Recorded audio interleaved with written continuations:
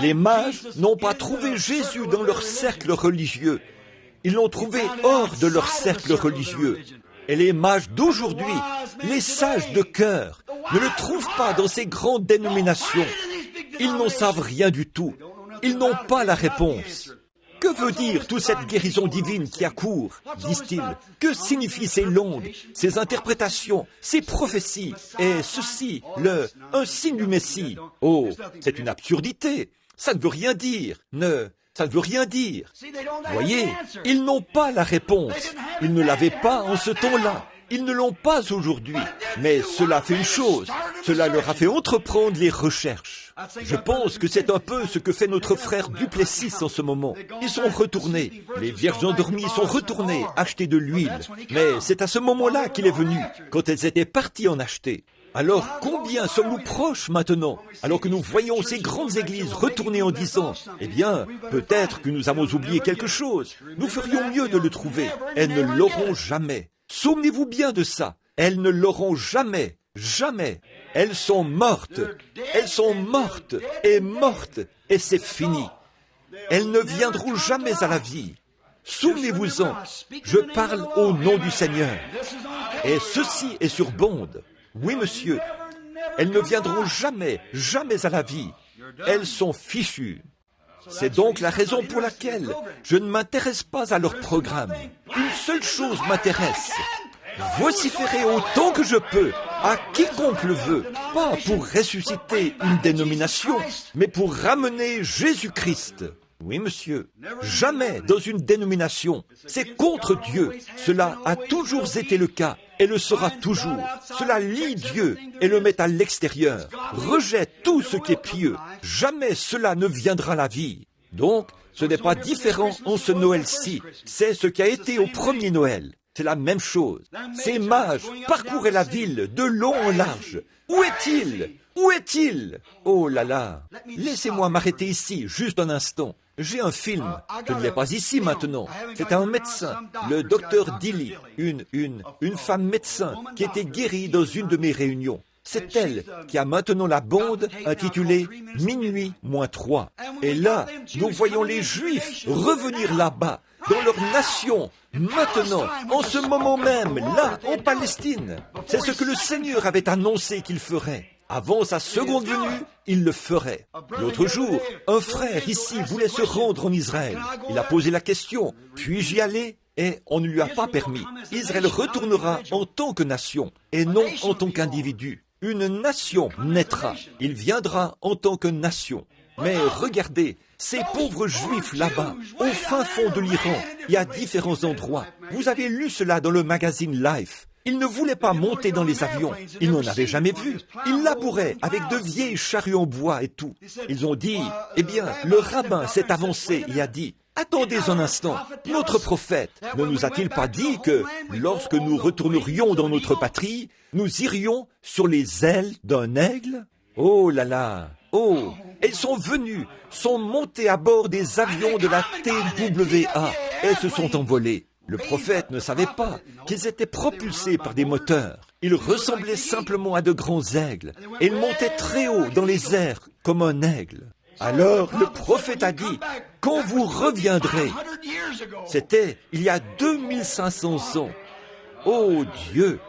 Il y a 2500 ans, quand ils ont été faits captifs par les Romains et dispersés aux quatre vents de la terre.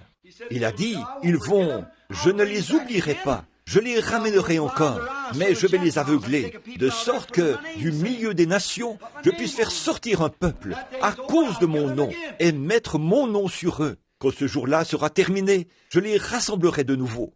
Et quand ils retourneront à la maison, ils seront portés par ce genre de choses. Et Ésaïe les a vus monter dans les airs et revenir. Il a dit, sur les ailes d'aigle.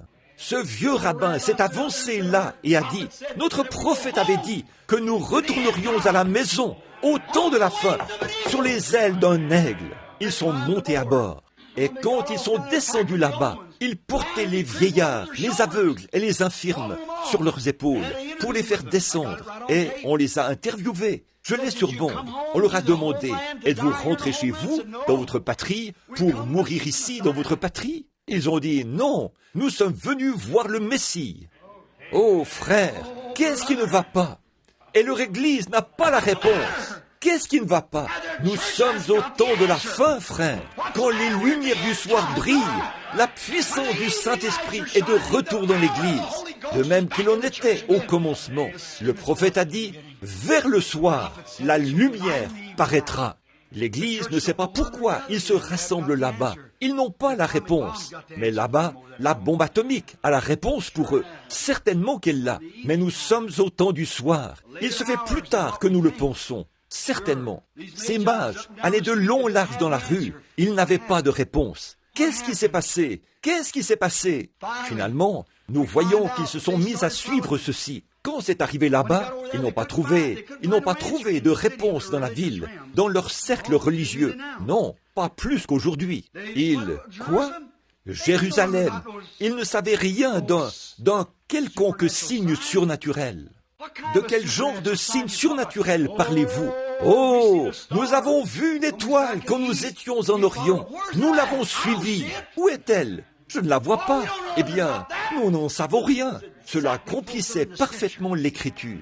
Mais ils n'avaient pas la réponse dans leur cercle religieux. Ils ne l'ont pas aujourd'hui. Que signifie se parler en langue? Quelle est cette bande de gens qui se lèvent, guérissent les malades, font tous ces miracles et tout, poussent des cris, pleurent et font toutes ces choses-là? On dirait qu'on le faisait jadis dans la Bible. Ah, c'est absurde. Il n'y a rien de vrai là-dedans.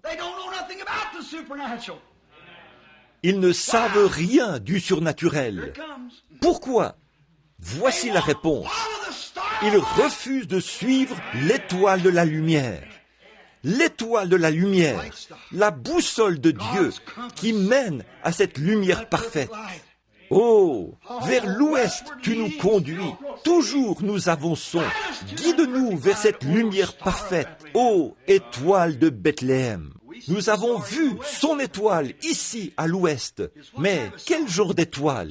L'étoile de son Église, le Saint-Esprit qui agit dans des êtres humains. Nous avons vu son étoile et nous sommes venus pour l'adorer. Amen. Voilà ce que c'est, homme sage, femme sage, humble de cœur. Nous avons vu son étoile et nous sommes venus pour l'adorer. Oh, ils ne connaissaient rien de ces choses surnaturelles. Ils ne connaissaient rien des lumières et tout. Ils n'en savaient rien. Cela les a remués, certainement. C'est pareil aujourd'hui. Mais ils n'en savaient rien. Les cercles religieux n'en savaient rien. De même qu'ils n'en savent rien aujourd'hui. Remarquez, j'aime ça. Oh, que c'est beau.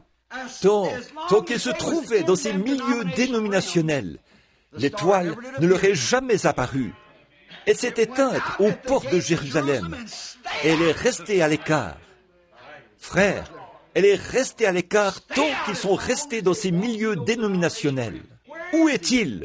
Certainement que vous, les pasteurs, vous devez être au courant de cela. Qu'est-ce que tout cela signifie? Vous, les rabbins, et vous, les sacrificateurs, et vous, les méthodistes, les baptistes, les presbytériens, les catholiques, et vous, les anciennes églises, vous avez certainement la réponse à ça. Où est-il? Oh là là!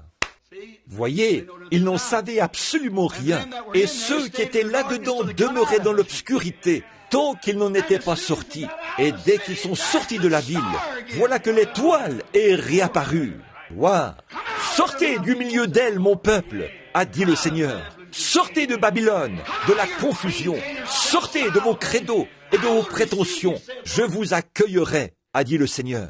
Ne touchez pas à leurs choses impures, à leurs fêtes de pique-nique dans l'église, à leurs lotos et à toutes sortes d'autres choses, et à leurs danses.